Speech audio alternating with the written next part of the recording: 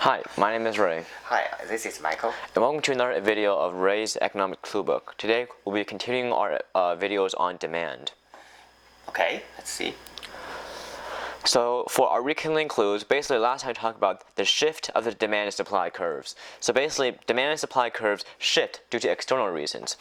And of course, the other criteria you need to remember is movement along the demand and supply curves. So movement along a curve is caused by price change. However, a shift of the overall curve creates a new curve where there's a different amount of quantity demanded at each price, while movement along does not change the curve, it's just along the curve. Yeah, it's just literally we just have two definitions. Move along means just move through the same curve. Shift means the original curve really shift to the right or shift to the left, most likely due to external factors. And thus you have a new curve. And so basically talked about last time, one cause for a shift is a change in complement and substitute prices, change in prices of other goods. However, today we're talking about the four other external reasons that are, in general, mainly the cause for a shift in curves. So basically, the first shift of demand curve is caused by a change in income. Basically, a change in income changes your demand because most goods are normal goods. When you have more money, more income, and more money to spend, you spend more money on normal goods. So normal goods, your demand increases as income increases. For instance, you have cell phones, steak dinners, things that people want more of as they get richer. Yeah, that's called a normal goods. That's pretty simple because under the same price, you probably need, demand more quantities. Yes. Okay, so the demand curve, of course, you're right. But of course, there's another inferior good. So inferior goods are basically goods that, more bluntly stated, are poor people goods almost, because they basically things that you buy more as you're poorer, as your income is lower. However, as your income is higher, you want to move up towards a better good. You don't want to stay in inferior goods. For instance, fast food, potatoes, things that you buy when you're more down in your luck and your finances. Yeah, so that really means the change of income, when your income increase, it does not automatically means your demand increase. Yes. Really depends on what kind of goods you are looking at. What kind of goods is a central topic in your demand and supply. Yes. And so remember, when our demand curve shifts up, it means that more quantity is demanded at each price. It means it shifts to the right. Yeah. However, when it shifts to the left, it means demand goes down. Less quantity is demanded at each price level. Sure. Yeah.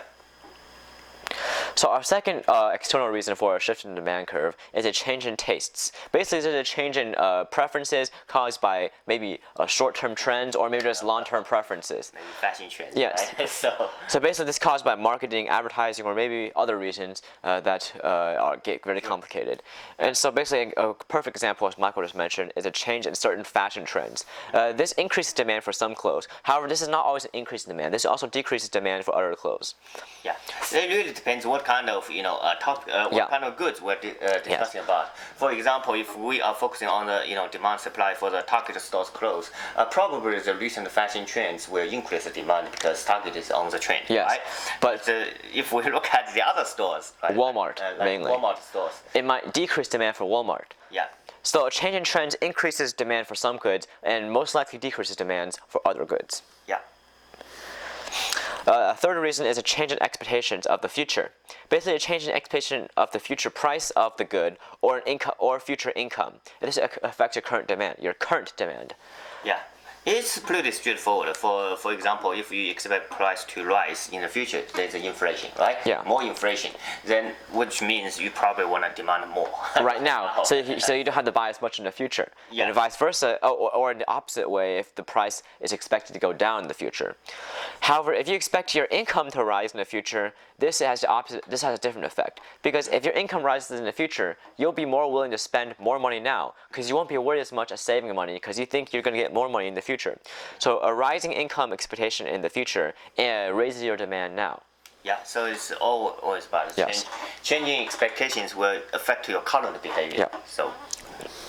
And the final shift of a demand curve is caused by a change in population.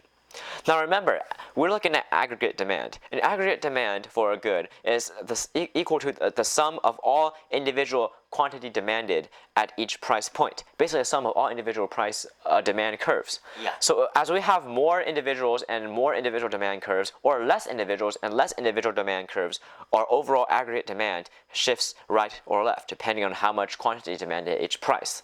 So basically, number of consumers influences quantity demanded at each yeah, price. Of course. Yeah, that's pretty logical. So just other things being equal, the more people, the more demand. Right? Yeah. So at each price. And less people, less demand. Yeah. And so basically, at the end of the day, we have to remember that there's a movement along the demand curve and shifted demand curve. And today we talk about the shifted demand curve, which, as we point out, is caused by 5 main reasons in general. Basically, price change in complement substitute, change in income, change in tastes, change in expectation of future income and prices, and change in number of consumers. Yeah. That's just a brief summary. Yeah. It's not says it's a a definite answer. You could have other external factors also shift the demand curve. Yeah. So it's really but we find out these 5 factors are pretty common. Right? Yes, and these aren't things you need to exactly memorize to heart or strictly memorize, because these are just things that are logical in general. Yeah. These things you come by, you can probably logically deduce yourself. Yeah. So these things just be ingrained as your logic. Yeah. Yes. So comes out natural. I think that's a pretty good summary about it here. And so next time we'll go move on with the supply curves. Yeah. And see you guys next time. See you next time. Bye bye.